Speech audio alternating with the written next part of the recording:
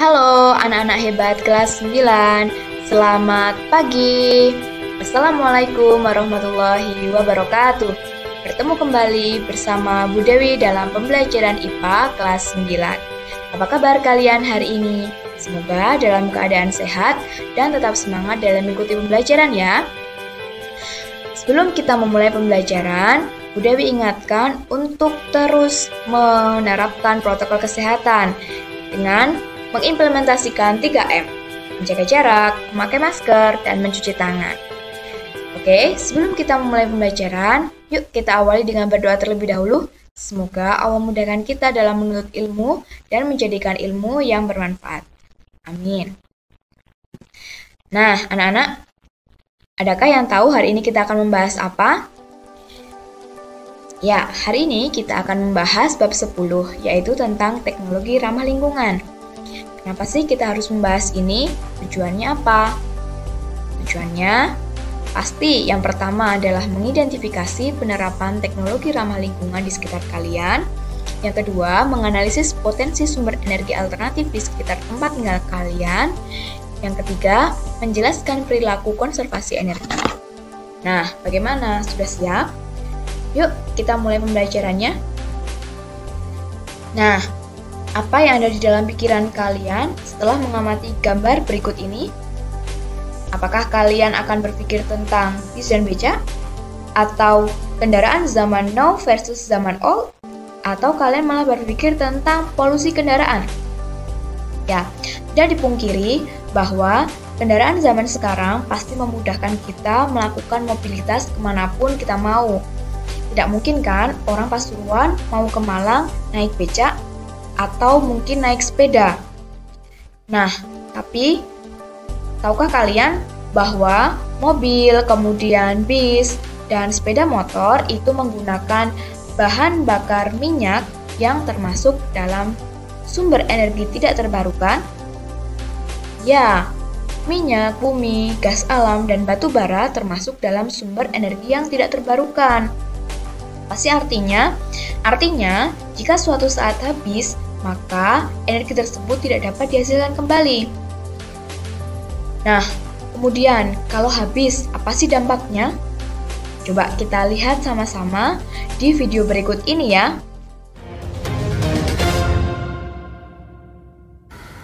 "75 tahun merdeka, Indonesia justru tengah menghitung mundur kelangkaan energi. Dari 15 tahun ke depan, keterbatasan energi dari minyak dan gas perlu dijawab dengan sumber energi baru. Berdasarkan Outlook Energi Indonesia 2017 yang diterbitkan Badan Pengkajian dan Penerapan Teknologi BPPT, jika tidak ada penemuan ladang baru untuk komoditas minyak dan gas bumi, cadangan dua jenis energi ini akan menipis dalam waktu dekat. Pada 2030, diperkirakan Indonesia akan mengimpor minyak secara neto sekitar 540 juta barel per tahun atau 1,5 juta barel per hari. Lah, lalu bagaimana solusinya? Ya, solusinya adalah kita harus mengoptimalkan penggunaan teknologi ramah lingkungan. Apa sih itu? Mari kita bahas satu persatu ya. Yang pertama, kita akan membahas tentang teknologi ramah lingkungan di bidang energi. Ada apa saja? Yang pertama, ada biofuel, biogas, panel surya, hydropower, ocean power, wind power, dan geothermal. Kita bahas satu-satu lebih detail. Yang pertama, kita akan membahas tentang biofuel. Apa sih biofuel itu? Biofuel adalah sumber energi terbarukan yang berasal dari bahan organik sebagai pengganti minyak bumi. Nah, hasilnya berupa etanol. Ada dua jenis biofuel, yaitu biodiesel yang berasal dari penyulingan minyak pada pohon jarak dan pohon sawit, dan salah satunya adalah bioetanol yang berasal dari ekstrak tebu dan singkong serta jagung. Pernah kepikiran nggak kalian kalau tebu, singkong, dan jagung itu bisa digunakan sebagai pengganti minyak bumi? Yang selanjutnya kita akan membahas tentang biogas. Apa sih biogas itu? Biogas adalah sumber energi alternatif yang berasal dari kotoran sapi, kotoran kerbau, kotoran kambing misalnya, atau pokoknya dari hewan ternak. Nah, kotoran itu ditampung dalam suatu tangki digester yang nantinya akan diberi bakteri anaerob. Di sana akan terjadi fermentasi yang akan menghasilkan gas metana. Nah, gas metana itu yang akan digunakan sebagai pengganti dari gas bumi yang bisa digunakan untuk memasak. Nah, adakah yang dari kalian pernah melihat gas yang ada di rumah kalian diganti dengan biogas? Selanjutnya, kita akan membahas tentang panel surya. Panel surya merupakan alat yang dapat mengubah energi cahaya matahari menjadi energi listrik. Biasanya digunakan pada lampu umum di pinggir jalan atau traffic light. Nah, kalian bisa lihat di gambar ya. Pasti kalian pernah melihat kan alat ini nempel di lampu ataupun di lampu traffic light. Pasti lebih familiar daripada alat-alat pada sumber energi alternatif lainnya. Walaupun begitu, pada kenyataannya panel surya masih tergolong mahal, sehingga biasanya digunakan di industri atau pemerintahan. Jarang sekali digunakan pada personal pada rumah penduduk. Selanjutnya, kita bahas tentang hydropower. Hydropower atau kita kenal dengan pembangkit listrik tenaga air. Nah, ini nggak asing ya, kita sering menyebutnya sebagai PLTA. Nah, gimana sih kita temukan PLTA? PLTA biasanya kita temukan di bendungan sungai yang besar, kemudian diberi atau dipasang generator yang akan mengubah energi gerak air menjadi energi listrik. Nah, gambarnya seperti ini. Selanjutnya, kita akan membahas tentang ocean power atau kita kenal dengan pembangkit listrik tenaga pasang surut air atau ombak. Di sini, kita akan mengubah energi ombak menjadi energi listrik dengan cara menggerakkan turbin yang terdapat di bawah permukaan air laut. Nah, di sana kalian bisa melihat di gambar tersebut bahwa turbin nantinya akan berputar karena adanya pasang surut air laut. Dari sana akan dihasilkan energi listrik. Selanjutnya, kita akan membahas tentang wind power atau kita kenal dengan pembangkit listrik tenaga bayu (PLTB). Di sana kita gunakan kincir angin. Nah, ini juga pasti familiar kalian tahu.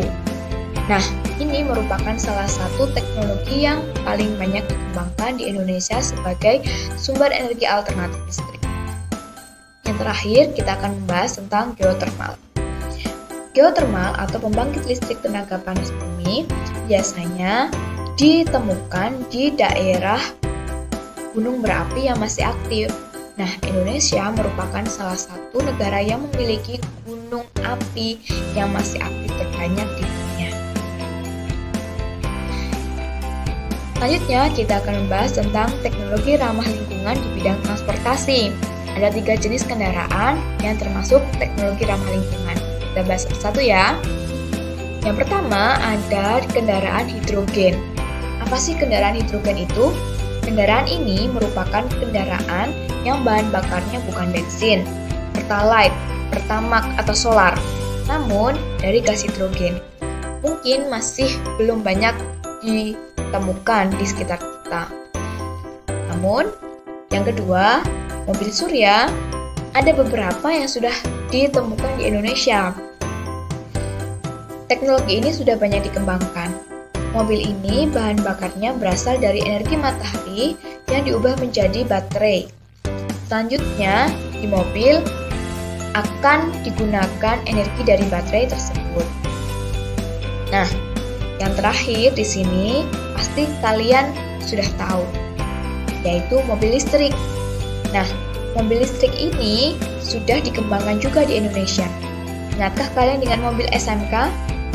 Ini adalah salah satu foto di mana Bapak Dahlan Iskan sedang melakukan uji coba mobil tersebut. Nah, mobil ini sudah banyak dikembangkan dan diperjualbelikan. Salah satunya adalah mobil Tesla. mobil listrik itu tidak perlu isi bensin. Jadi cukup cas mobilnya, bisa jalan deh. Selanjutnya kita akan bahas tentang teknologi ramah lingkungan di bidang lingkungan. Nah, ada apa saja? Ada biopori, ada fitoremediasi, ada pengomposan, dan ada pemurnian air. Kita bahas satu-satu ya. Yang pertama adalah biopori. Apa sih biopori itu? Biopori adalah lubang resapan air, di mana fungsinya adalah menyerap air hujan dan disalurkan pada tempat penampungan air. Nah, coba kalian lihat gambar ini.